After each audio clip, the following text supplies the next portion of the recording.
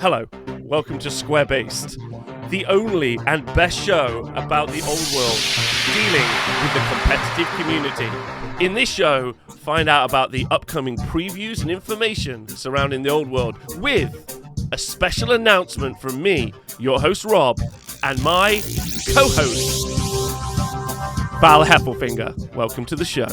Hello, Val. How are you? Hi. Rob, I'm so good, buddy. I'm so good. This should be a double show week because we're gonna need to get this out before Saturday because we all know everything good is gonna happen on Saturday. Right, Rob? I'm gonna get it up right now, like I promise. My hand to God. My hand to God.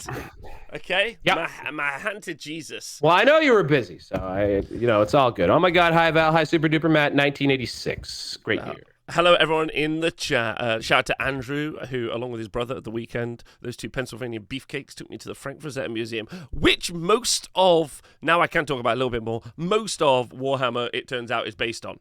I didn't know that Warhammer was derivative of Frankfurt, but now I know. I apologize for being an uneducated scrub, but now I am.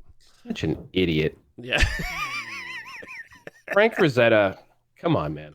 So do you know what? Come on. Do you know what Warhammer is? He's on one of our coins. He's on a coin in Canada. Is he? Yeah. He's actually the reverse of the toonie. It's not the Queen's head or the King's head now. It's actually Frank Frazetta. Perfect. That's exactly what I wanted. I didn't know that, a toonie. What was it going to... Oh, you threw me with the toonie. You threw me. I was... Well, our $2 coin blew your mind so strong. Also, this is the actual size for the record. No, it's not. This is actually a milk chocolate toonie. Interestingly, only $1.50.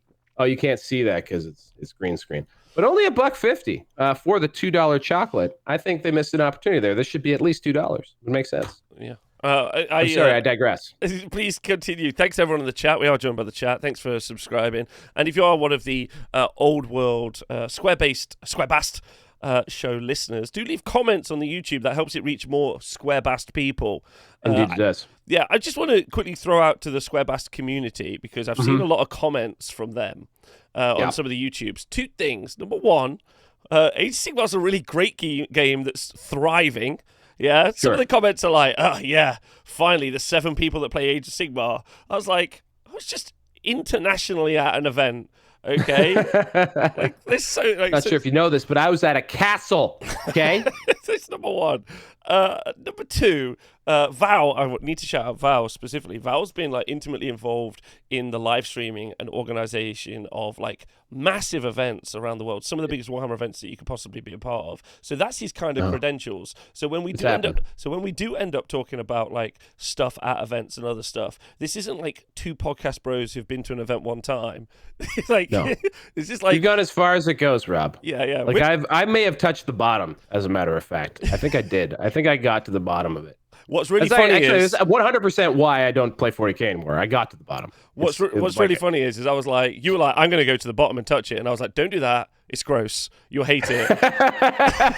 You did. And then you came back up and you were like, that sucks. Don't go there. Ooh, that was bad. I'm never doing any of that ever again.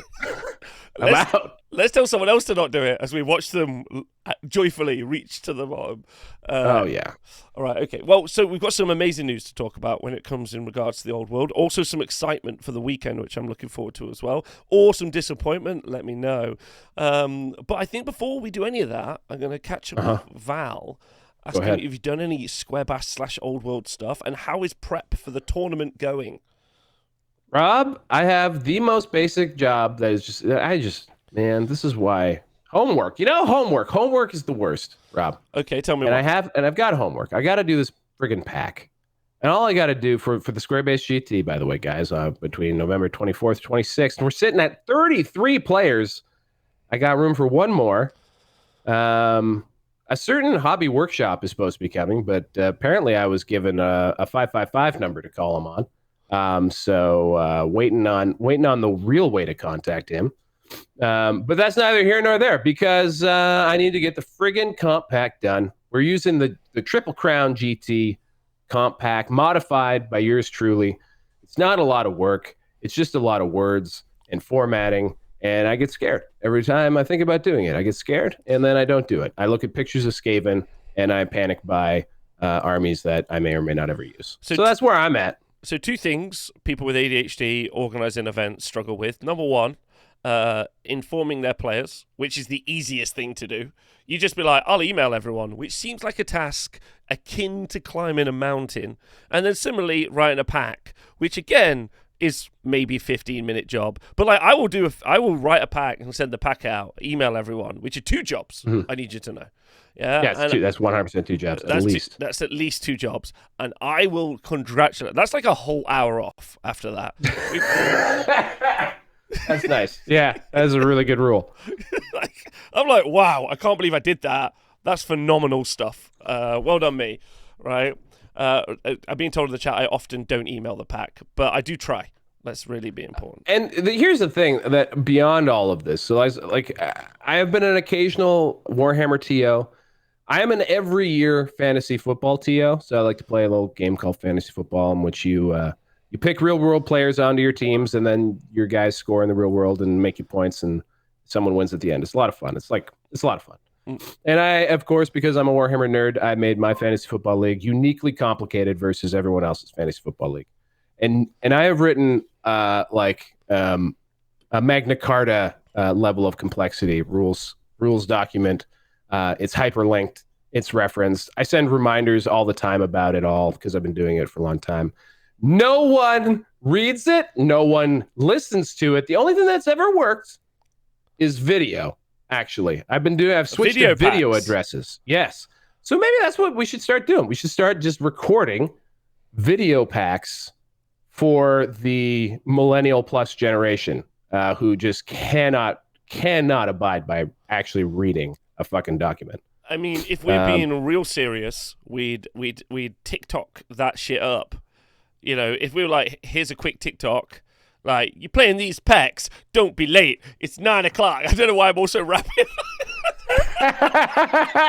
On the TikTok, watch out, Doc. We're coming with this pack. Yeah. I really wish that wasn't live. I wish I hadn't done that. Yeah, okay. It was good. It was a mistake. It's all good. I can't talk. I really, really fucked up there. Anyway, I agree with you. Video packs would be good. So you've been doing the packs, the homework, the boring stuff. A little bit challenging, because don't forget this is a Warhammer 8th edition Warhammer Fantasy Battle Tournament. But I've heard one thing you have been doing, and you've done this really well, is you've been hitting up the guest list. I heard the guest list is popping off. Yeah. We made some real progress last week. So, or like 2 weeks ago, we embarked on an ambitious mission, a well-coordinated campaign of cyberbullying to get the Mountain, Steve from Mini Wargaming / Mountain Miniatures, that's his own channel, which he works his butt off on, to play in the event. And I confronted him. I attended no fewer than 3 live streams, one of which I was just in chat, and he was like, I don't understand what you're saying. And this was actually talking about competitive 40K in general. And I was just trying to endear myself to him. And my comment in chat was so complex and confusing that he actually just made me come on the show. So I was actually live on the air with Steve for a while. I don't think he knew who I was, but it was great. And then after that, I caught him live doing a very, like they were doing like a fun, it was the worst possible stream to bother him on. He was doing like a fundraiser stream for his channel. And I pestered him and Luca until they capitulated and said, yes, they will attend. So there's at least 2 of the Mini Wargaming legends will be in attendance. I'm going to try and get Josh, but as Rob pointed out in the last show, you'll probably be busy folding towels and getting the Mini Wargaming bunker up to speed. By the way, I think for this event, we should probably switch it up to something more. You had the castle. I think the bunker should be the dungeon. Fuck bunker. Oh, the dungeon. Fuck dungeon works, I guess. Maybe. It's got a name. It's called the fuck bunker. The Mini Wargaming bunker has been established now in the now because lexicon. They're starting to pay a little bit of attention. I don't know if we want to call it the fuck bunker. I don't know. I'm worried that it could unravel the whole thing. Is that a wholesome use of the fuck bunker? Okay. I don't know.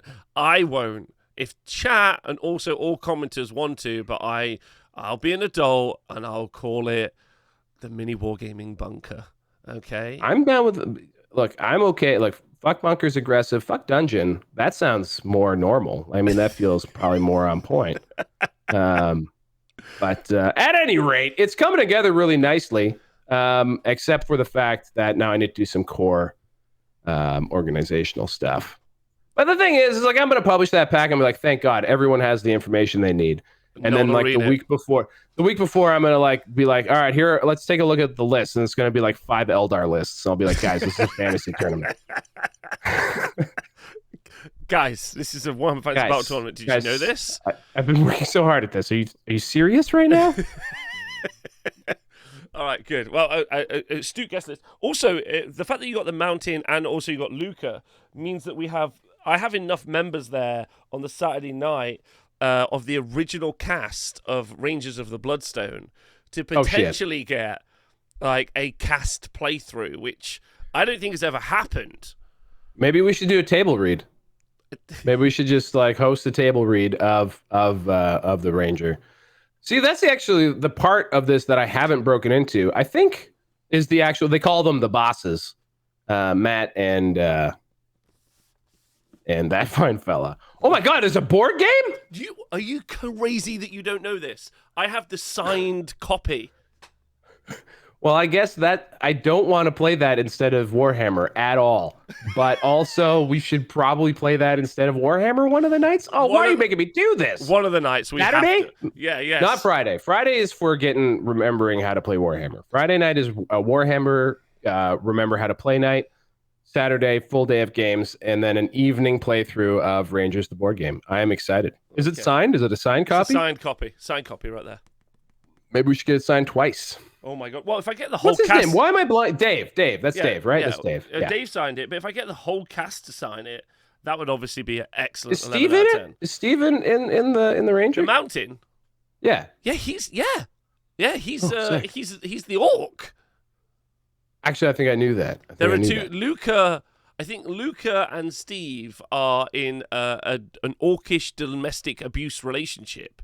It's quite complicated. This is for people. No, that sounds like their live streams. That I guess they probably just wore a mask instead for that one. That's good. And just for people who aren't aware what I'm talking about, there is a wonderful movie available on Amazon Prime called Rangers of the Bloodstone, which many of the mini wargaming people featured in, which is great. This was like one of Dave's like life works was to produce that film. It's one of the greatest movies of all time. It's in my top 5. And I'm glad, Rob, that you very earnestly enjoyed it. I'm sure that it bringing you joy made him happy as well. Mm-hmm. It probably in the pantheon of Canadian films up there with Porky's and Passchendaele. Oh my God! Imagine if we got into Rangers 2. Easy. I mean, that's easy money. Basically, I would just need to become an executive producer. Easy. And shit. I could sell the Carmine Dragon. Boom, we're in. Money. Yeah, we can fund it purely from old minis. I'm in. All right. So one last announcement before we start talking about the hot news, because there is some hot news, is this. Me and Val would like to announce that we are officially forming the World Team Championships event next year, and also the organizing body for the Old World tournament. So if you do have a national team, and you would like to form a national team, teams of 4 is actually optimal. Me and Val are arguing about this. He obviously wants 8, but we'll talk about that. 5 is clearly optimal. Anyway, continuing. Okay, 5 works. But we're going to do a World Team Championships for the Old World. So if you would like to be a part of it, your nation would like to be a part of it, do get in touch with us now. The officially recognized organizing body of the Old World Team Championship. So I mean, I'm not greedy. I'm just going to declare myself as captain of the WTC Old World Team for a tournament that does not yet exist, for a game that does not yet exist. But I am the captain of Team Canada. Called it, triple locked it, no erases, black magic. I am the captain. Another thing, we haven't discussed this exactly, but just so you're clear, for every 50 million people you have in your nation, you're allowed a team. So 1 team per 50 million. I mean, that seems Fair. unfair because that means that Canada gets less than one team, No, and you get that's one not team cool. up to 50 million. Up to Up okay, to. okay. Up to. That seems really fair. Okay. And now do you have to just be so like does that mean that the UK only gets one team then? Yeah, UK's 63. Oh, see, this is the interesting point. We actually have like a Welsh, English, Scottish, Irish, Northern Irish team, all of which count. But then the FIFA UK, rules. the UK itself doesn't have a team, which I think would also count. So if you like That'd to be do, kind of super awesome. yeah, so you could do a UK team, and then all the other principalities can also do a team as well themselves. What I'm saying is like, are we going FIFA? Like, basically, are we going recognized countries from FIFA? Or are we going recognized countries from like the United Nations? In which case, I mean, those are two different things. You know what Basically, I'm what I'm saying is to the US is you can have 7 teams. That's what I'm saying. saying? That's basically what I'm saying. I like the idea of just imposing our own definitions onto other countries. So like just like with the Treaty of Versailles and carving up the Middle East, which totally has not led to a lot of current modern problems that are happening right now. We just take a ruler and apply it to America and make it into quadrants. So we go northeast, southeast, southwest, northeast. Boom. 4 teams done. English people have always been making excellent decisions on the international stage for generations. Maps and flags, man. Maps and flags. I think next week should be the video where we organise the organising body. That should be the video we do live. Pick teams. We'll work through it. How's that sound? That's good. I'm just a humble captain, Rob. I'm a humble captain. Okay. All right. Well, I, as the chief commissioner, will ask you. I'll have a logo website I have a rule. done I by have a new next rule. week. Oh, yeah? I have a new rule that captains are no longer captains. They're going to be head coaches. And then people who actually play can be captains, but they're just like leadership roles. Oh, that is a great decision. That players. Yes. I hate the fact that the captains are players. It makes such a massive conflict of interest. I think that's dumb. So, although I'm but a humble captain, I'm in fact the head coach. Okay.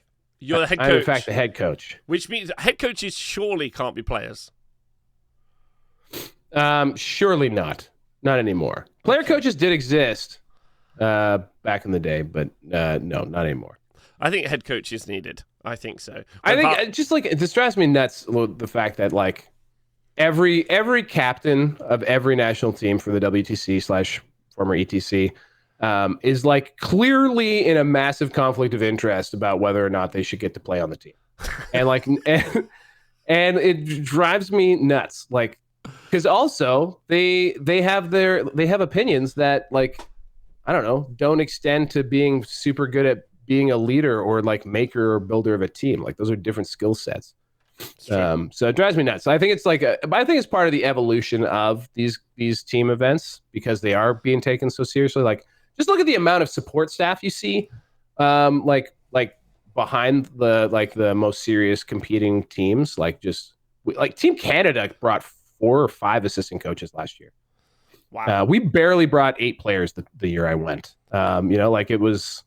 In fact, one could argue they didn't bring 8 players because I was on the team. It was a very hard Scrabble thing, but people try hard now.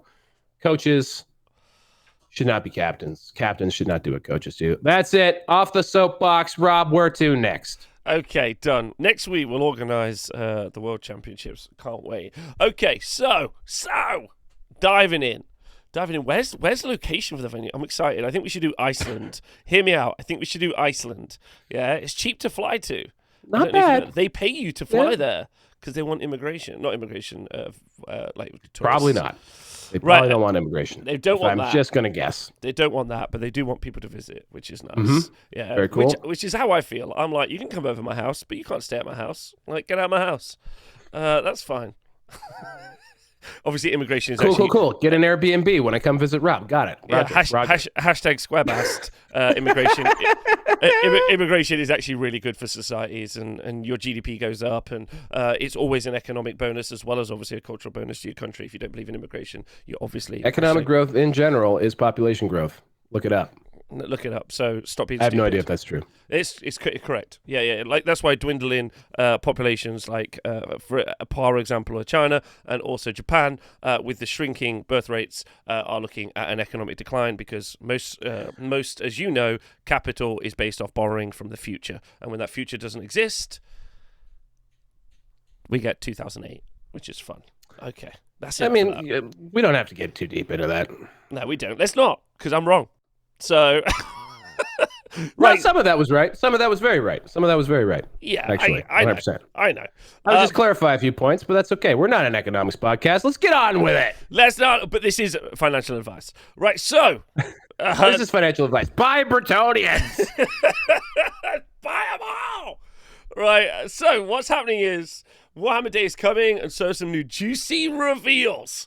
Okay, so we have seen a new miniature, and it's talking about what's happening very soon. Warhammer Day returns this Saturday as we spend a day celebrating everything great and good about the hobby we all love. Can I just first give a big shout out to Games Workshop for realizing that their biggest market is celebrating Halloween on the 31st, which is where they always generally put Warhammer Day. They always put it like right at the end of October. So putting it mid-month, big move, guys, big move. Great decision. I mean, again, one of those situations where I feel like another person in the room, they're like, okay, Warhammer Day, what day? October 31st for some reason feels like it's important. Let's do it then. Like, do you not think we'd be a bit like another person in the room? I feel would have solved this, but we got there. Right, show your fealty to the noble kingdom of Bretonnia. Battle standard bearer on foot, a busper. So, Val, BSBZ. So now we're going to talk about the model in a minute, but before we do, could you describe to me the role of a battle standard bearer in a Warhammer Fantasy Battle Army and why actually it's very cool? It's a very unique unit role. Well, I mean, in 8th edition, and I think going back for a long time, generally speaking, the BSB allows a sort of an area of effect that allows you to re-roll leadership tests. Leadership tests in the old games, anyway, were massive, super critical, and often impacted heavily by modifiers. So being able to re-roll that particular test was very, very important for just about every army. So every army, for the most part, will run a BSB, sometimes on foot, sometimes, I don't know, wielded by a Chaos Sorcerer on a Disc of Zinch. But you may want it. You may want to bring a BSB. And hilariously, often they were the original FOMO boxes were BSBs. They were often produced only as limited edition models and kept in box sets for entire armies. So you had to drop like $400 in one go to get your battle standard bearer that everyone needed. That's $400 Canadian for people like, God, that sounds expensive. I think $400 is expensive in any language. But yeah, like I don't know what a battle box cost in the UK, but probably I think it was like over 100. I think it was like, and this is going back like 10 years.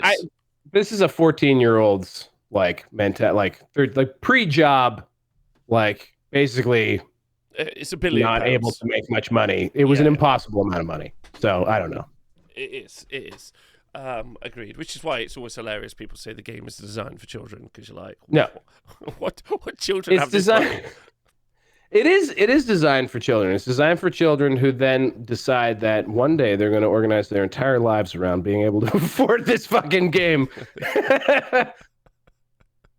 It's kind of like the bad guy origin story. 100%. Yeah, like they walk in at like 28 years old and look some 19-year-old youth on 14K a year in the eye. And they're like, hello, sir, can I help you? Like, yes, I'd like one of everything. They're like, what do you mean? One of everything. Everything. I've actually seen that. I've seen a guy who built like a 1990s Games Workshop store, with just like stocked it with new in-shrink stuff. It was psychotic. That is psychotic. See, that's what I mean. That's a villain story. That's at 13 years old being like, no, you can't. He then went on to make water not a public right or something. he works for Nestle. Yeah. That's an interesting twist because I love joking. I love joking how much the world would change when clearly warrant because the rise of the tech bros, right? Clearly every single one of these assholes could have been completely derailed by just walking through the wrong mall at the wrong time and seeing a Warhammer game going on. Like if GW had expanded to like apartheid South Africa, maybe Elon Musk doesn't exist. You know, you never would have known. His school records came out recently. Could have guessed not a good student. His high school teacher said he was uniquely untalented at learning. I think that's the quote, which is an incredible way of saying someone's dumb, which is great. I think it's probably an ignorant person's way of saying that he probably has crippling ADHD, which is everything I see and everything that guy does. So there you go. But I hope he does. That's important. I don't know if I hope he dies, but I do. He's definitely a bad guy. He's certainly too rich. I mean, no one should be that rich. Anyway, let's continue. Okay, right. So we're going to move on to the BSB. And so you know what a BSB does? BSB is really important because you basically need one in your army, which is cool. And I love the BSB. And what's fun about the BSB in a Warhammer Fantasy Battle Army is it's the lodestone and linchpin, but it's also a unique unit role.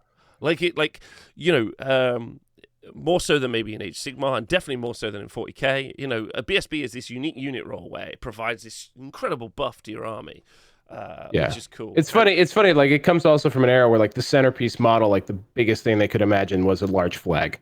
So, so they are generally speaking, like they are the battle standard of the army. So they do draw an eye.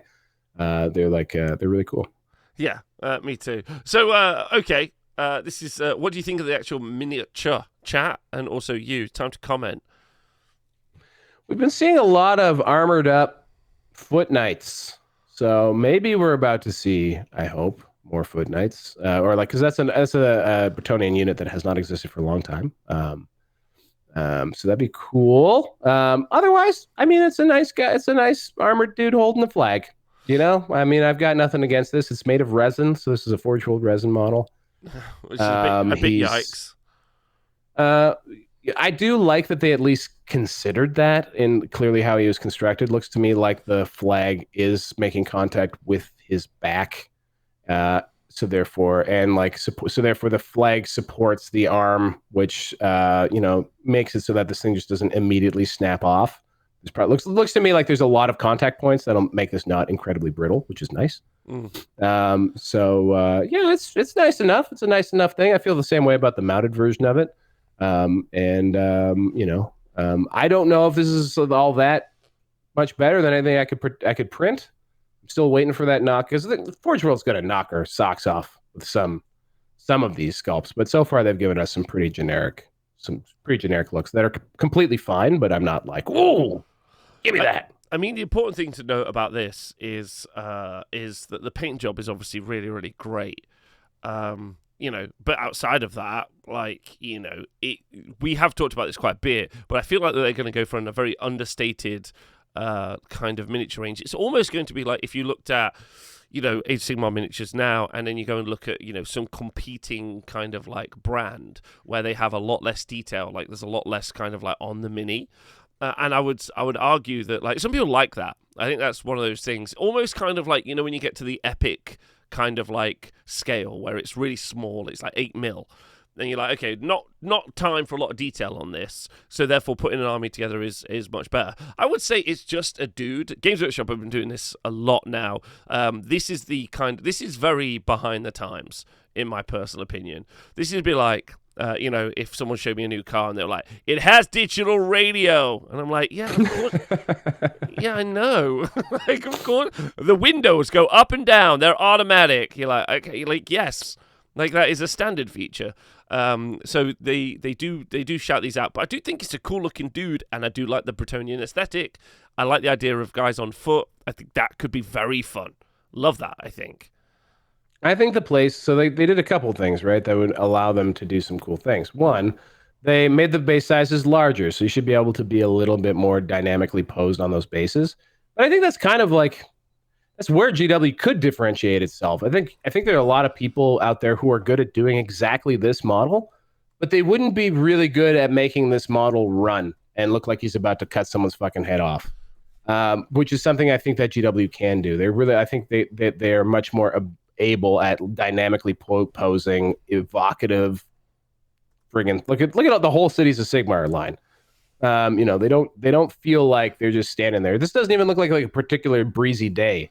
This guy's just sort of like in a field. You know what I mean? So like I agree. There's like a very old style to it. Like this could have come in a blister pack, and I don't know. Like if they're just going for nostalgia, sure it works. But let's look at. I mean, an example I think of the opposite would be the Pegasus that leaked. We had an assembled Pegasus. Did you see that? I did, and I'm not really sure how I feel about it because it was on sprue, so it didn't really get presented to me in a way I could like understand. But that was on plastic, right? That was the big deal. You haven't? Oh, so you haven't seen it built? Someone built it? Oh like it's been no, built. no, I haven't. Un seen momento, it. por favor. Looks like Looks like you didn't have Wi-Fi in that castle. I did not have. What is it? Did you send it to me? In the fuck dungeon, we'll have excellent Wi-Fi signals. I think I sent it to you. Yes, it was the first in a long chain of 1 second. messages that went unreplied to over the past week and a half. I understand. Whoa. Don't be outing me. Oh, yeah, I see it. Okay, hold on. Don't be also, I like the whinge bingo, but it does credit a podcast that I'm not sure if you like or not. So we can look at that. R.I.P. I don't know what that means, but okay. There you go. So this is a plastic new. This is from the boot sale that we saw on Sprue. There was actually there were a couple different angles on this. The person who assembled this and did like a little Reddit takeaway on it said that it's not the same one as the boot sale one. Oh, they said it's the same sprue, but it's not this literally physically the same model. So maybe there were a couple of these in the dumpster that was dove into. There's no rider, but that there is a like that to me is, I would say, 10,000 times better than the unicorn that we saw. Yeah, okay. I think that the degree of detail and the proportion, the stance, just everything about this, the motion of it, to me, this is a beautiful model. So this kind of puts us in the territory that we talked about a while ago, where I think we're going to get, we've talked about this already, but I'm going to say it again, I think we're going to get the Necromunda model. We're going to get a bunch of kits which are plastic. Yeah, we're going to get some old stuff. Bunch of kits which are plastic. We're going to get some special characters. Yeah, we're going to get some special characters that are resin, which is exactly what they do for Necromunda, exactly what they do for Blood Bowl, and we've seen that already. This is going to be a plastic kit, and they've obviously shown us a resin model in the BSB. Look at this fucking person. Picture looks fake to me, but what do I know? Get my Jesus, people. Boobin. It's real, baby. It's real, guys. There was also, like, when this was dropped, by the way, on Facebook, there were all these people like, well, I don't think that's the same sprue. I'm like, really? So there's never before seen Pegasus sprue, and then there's an assembled never before seen Pegasus, and we don't think these are the same thing, people. I don't understand. The old world messed people up, man. There's some PTSD. Well, to be fair, the messaging has been so bad from GW that this leak, like, if it wasn't for this leak, we would still be in the mentality that we were getting no plastic new kits. We would still be umming and ahhing about the fact that we are or aren't getting some plastic kits. So we're now in a position where we're like, actually, we are. There's at least one. There's at least one. So that, and if there's and if there's one, there's more. So like the leaker is not saved, but the leaker has definitely helped the messaging for the old world. Because if you're an old world fan, you're like, oh, actually, they're going to do some plastic kits. I'm actually more excited now because that's better. Which I think and new plastic kits as well. Yeah. Yes, I that's a fair point. We haven't actually seen them, and that's also why. That's also why I'm curious to see what they do with Tomb Kings, because we know for a fact that we know that they've shown us the Studio Army, or at least good pieces of the Studio Bretonnian Army. We know that Knights of the Realm, for example, have been rebased and repainted for Old World. We've seen the Trebuchet, which is a metal model, repainted for the Old World. So we can probably extrapolate that they will not get new plastics for those things. But we haven't seen a Grail Knight. We haven't seen any Grail Knights. We've seen the Men-at-Arms. We've seen Archers, but we haven't seen a Reliquary. We haven't seen the Grail Reliquary. So, like, there's all kinds of, like, elements that Catapult Trebuchet has been shown. I think it exists. I think that was a bunch of. I personally would say. So, what do I know? Like, I would say that if there was anything that had been newly produced, I would say that So just so everyone knows, I used to work at GW, so I kind of know the process. So when it was Citadel main, what would happen is miniatures would do the product, like design it, sculpt it, get it printed. Heavy Metal would take it over after books and box games were like, yep, that's going to get released in, 2 years' time. Then Heavy Metal would start painting through the process, and then the army painters would start painting a bunch of like background minis in that set. So, you would have like one of each of a squad painted by Heavy Metal, and then you'd have the army painters kind of fill the squad out, something like that. Interesting. Okay, cool. Does that make sense? Yeah, I didn't realize that. I always thought they painted I thought the whole army was heavy paint. Oh, no way, cool. No way. But then, but I mean, normally if you like, if you were to look at like, I don't know, a Space Marine shot in a book, the captain, the lieutenant, the apothecary, and then one unit of intercessors. There's not like a full squad. There's not like one full squad. No, there is. Every model. What I'm saying is if you had like, let's say, a unit of intercessors in that, all of that would be Heavy Metal, because the whole intercessor squad would be Heavy Metal. All of the characters would be Heavy Metal. But then in the background, if there was a bunch of intercessors, they would be army painters. I'm with you. Okay, cool. So you would get okay. So basically, what the Heavy Metal team does one example of everything they make. Exactly, right? One example of everything. So then if you see an army shot, it's the other stuff. So then that goes to product photography, which normally happens like at least sometimes more than a year out. Like it's a while out, okay? So and then it gets packaged up into a book and off it goes. What I think may have happened with the old world is that they didn't get the sculpts done in time. And so we may have had the book and lots of like the product shots for the book using all of the old stuff. And also, like recently, several of the books have leaked ahead of time. Like we've had some Slaves to Darkness book leaked like a year ahead of time. Cities of Sigmar. We haven't seen shit from Old World. No, but my point is maybe that like there's a kind of like a bonus effect is that like if that book was to leak, you wouldn't see any of the new stuff in that book. But I think but that's kind of a side point. I honestly think what's happened is they were like, we are late on this project. We haven't got everything designed in time, therefore we haven't got everything painted in time. Therefore, everything that we are going to put into these product shots, which is the shots we've seen on Warhammer Community, aren't actually done with any of the new stuff because we literally didn't have them ready. Like, for instance, when we saw at Warhammer Fest, we saw that Bretonnian Knight painted. I don't think that was finished until like that week.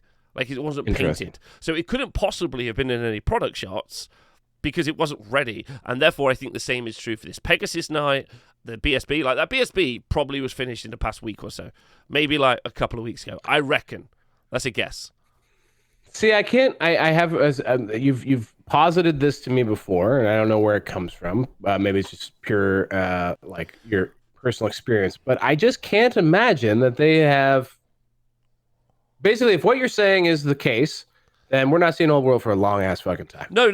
Because because there's no way to me that they could be printing army. They could be printing their core rule books, the box, all of these things. Without the new models in the range. So what they did would blow my mind. In my personal opinion, what they did is they sent the core rulebook to print without any of the new stuff in it.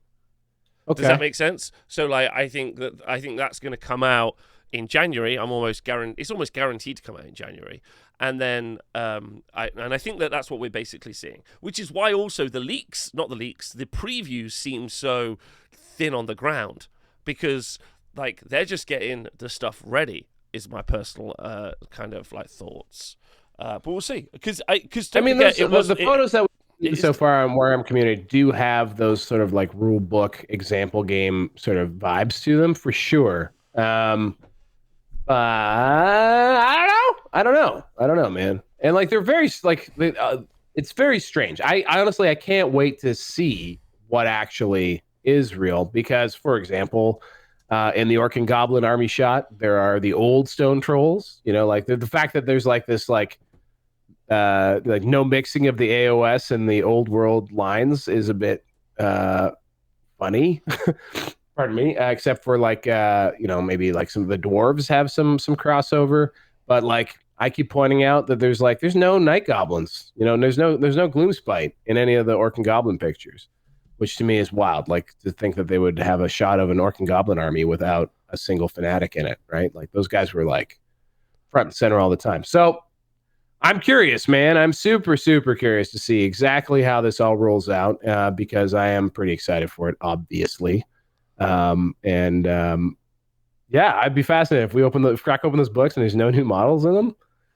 It'd be very interesting because even though there are some coming, because by the way, the point you made about it being Blood Bowl or Necromunda, or even Horus Heresy, which is sort of like a core lineup of great plastics backed up with sort of specialty resin models, I think is great. I think that's a great model. I'm totally down with that. I think, yeah, I agree. I think that's actually a legit model, and actually the messaging that they've had over the past like 6 months, which is kind of where we were originally at 6 months ago. You and me, we were like, yeah, this is exactly what we want. And then 6 months, and then all of the messaging was like, it's going to be metal, it's going to be resin, it's going to like no. You're like, what is happening? Yeah, old plastic kits, yeah. Yeah, what is happening? So now we're in this position where actually we kind of maybe get in the game that we would like, which I think is good as well. Especially if, and as Val has talked about quite a bit, the model count is generally a little bit lower. I'm not talking 50% lower. I'm talking like 10 to 15% lower. That ends up being a bit of a bonus. Because you don't have to get quite as much, but we will see, obviously. So those arrayed battle formations that we've seen so far, I mean, the units haven't been small. Like especially on the horde style ones, like the orc and goblin ones, they weren't small. Even the Bretonnians, like you were seeing, like 16 or 21, like on the archer units, I think, if I remember correctly. So who knows? We'll see. I mean, it is a mass battles game, so you're going to need a bunch of minis. Hopefully there's some lower arm model count options that don't completely get wrecked by Purple Sun for you. But yeah, I'm super excited to see like how the game functions. I can't wait to see how they roll out the rules for it because I assume it's gonna be kind of like it's gonna have to be something like 10th edition 40K where they've got to provide rules for everything off the hop. That's definitely happening. That's definitely happening.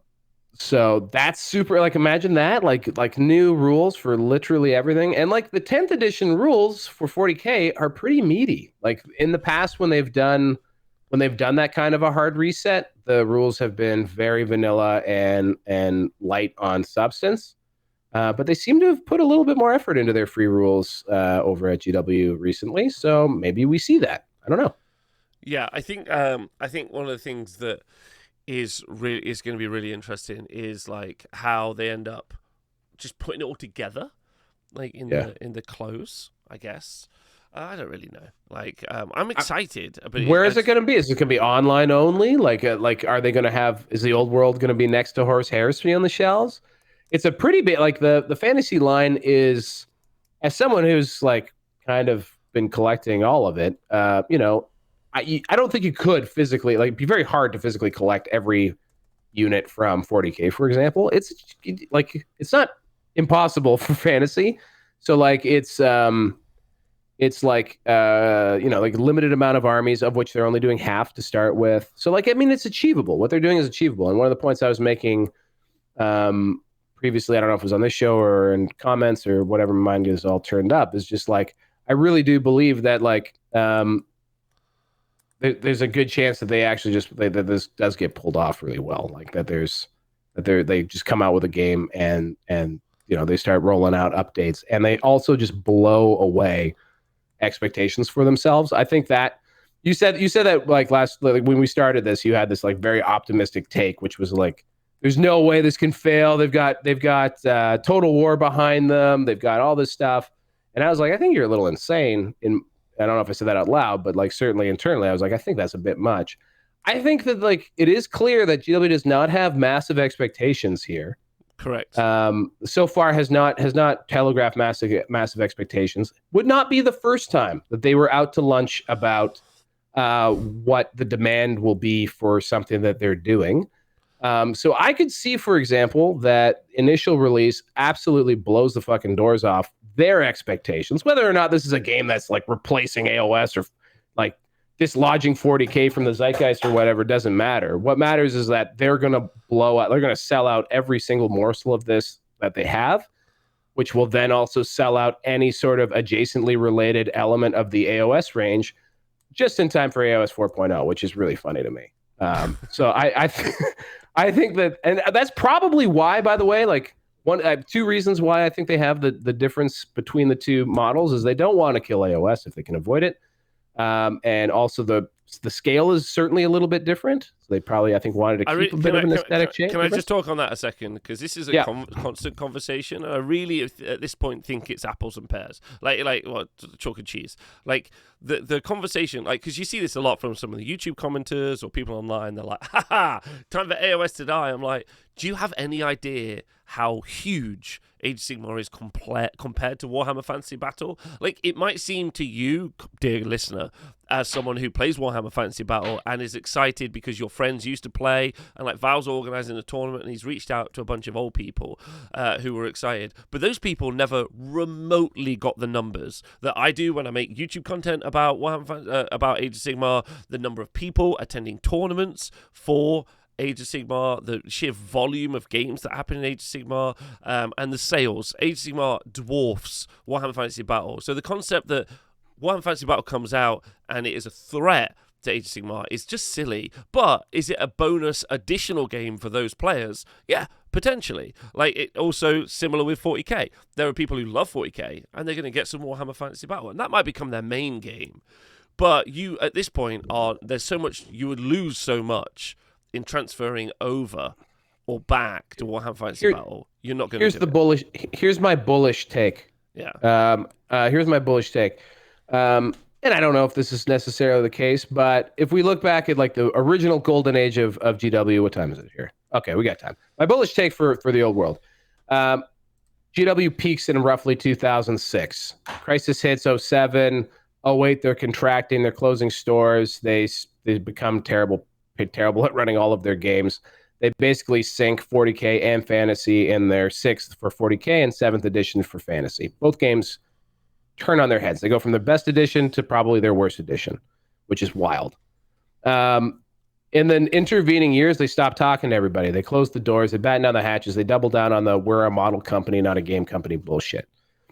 Old world, this culminates, by the way, that era of GW, I cannot stress this enough, leads to the demise of Warhammer Fantasy Battles. So like the like magnum opus of the we're a models company, not a games company, is Age of Sigmar, the original version of it, which was essentially model kits that came with their rules. The rules were an afterthought, and it was a really hacked out rush job. That was their magnum. That was their thesis of models first. It failed miserably, and then that failure, which was the launch of AOS originally, not AOS today, two very different things.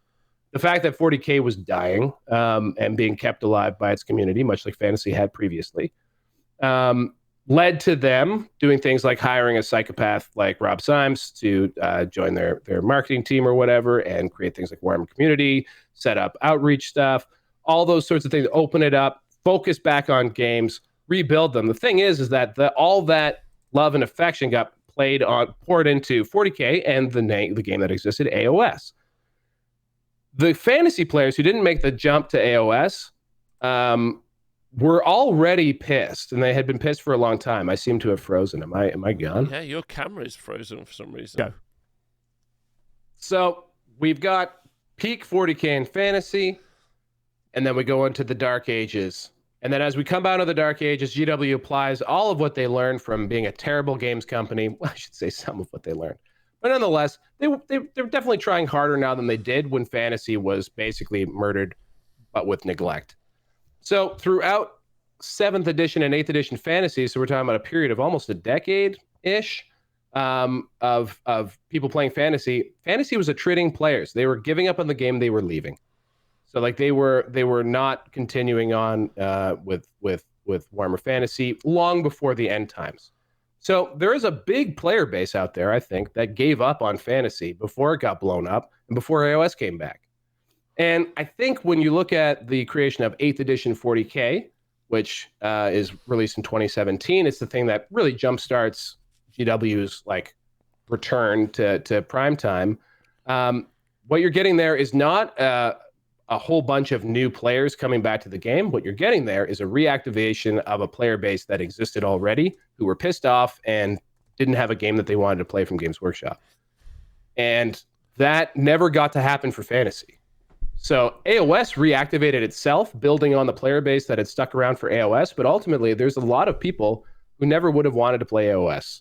And so, like, even though AOS was improved and has grown organically, and there are basically, I would say it's probably very close to a net new player base, not necessarily a fantasy core player base. I think there's a whole big old group of like Manchurian Candidate customers out there who, much like when 40K got relaunched, will have their chips in their head go off, and suddenly the game that they wish that they could be playing is available, and they will come back.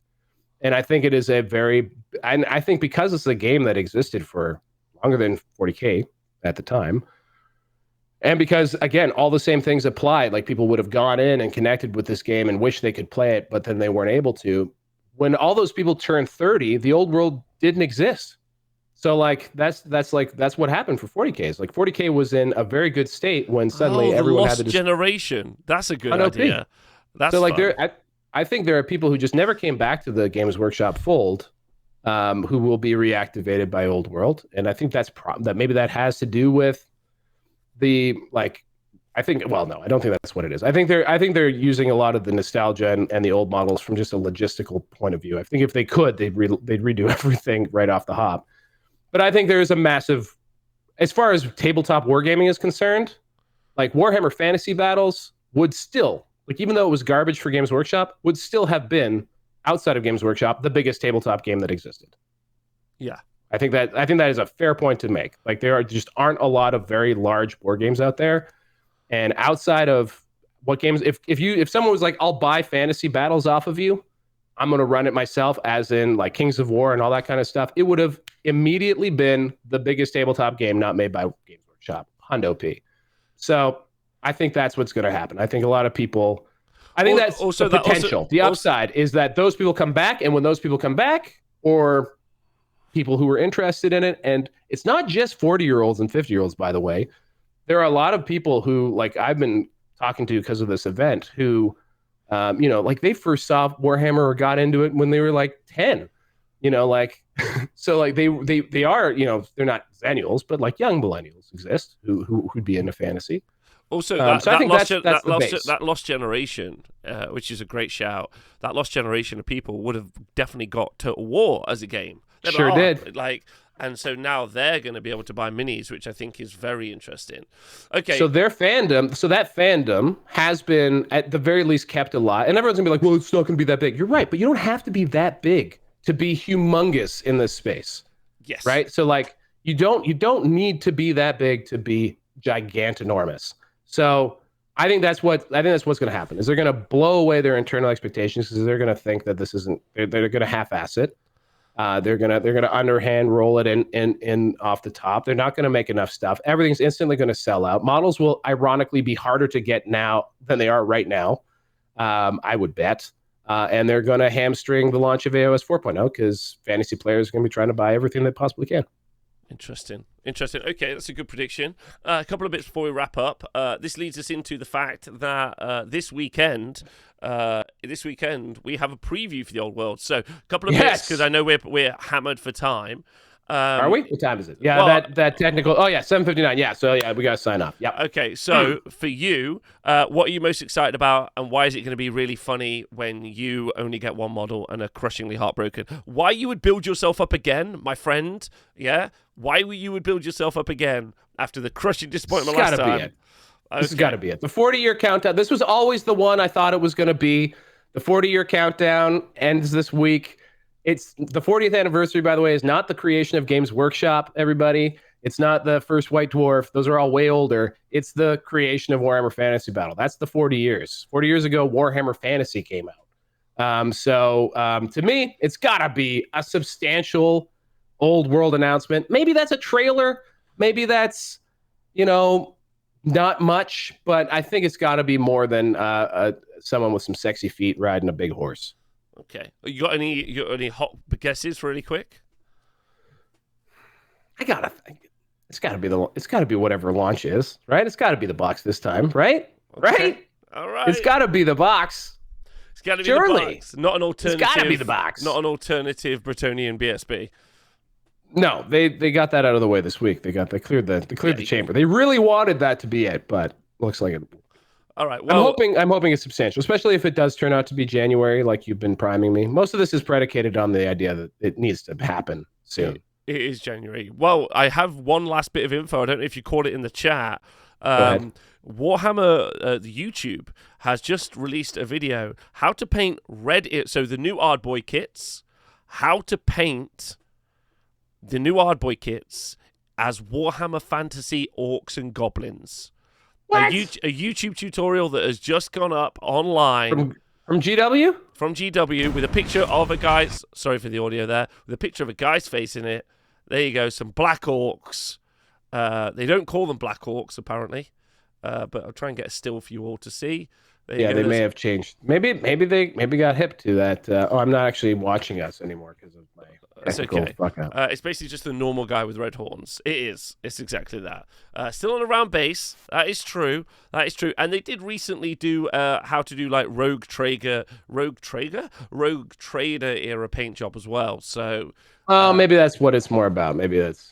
Yeah. Well, I don't know though. Like maybe they're just prepping. That's what these people do. Also, it would tie in with the fact that if they had this in their schedule, based on it being a November release, which was what we originally heard, they might just never have taken out this schedule. Because you have to remember...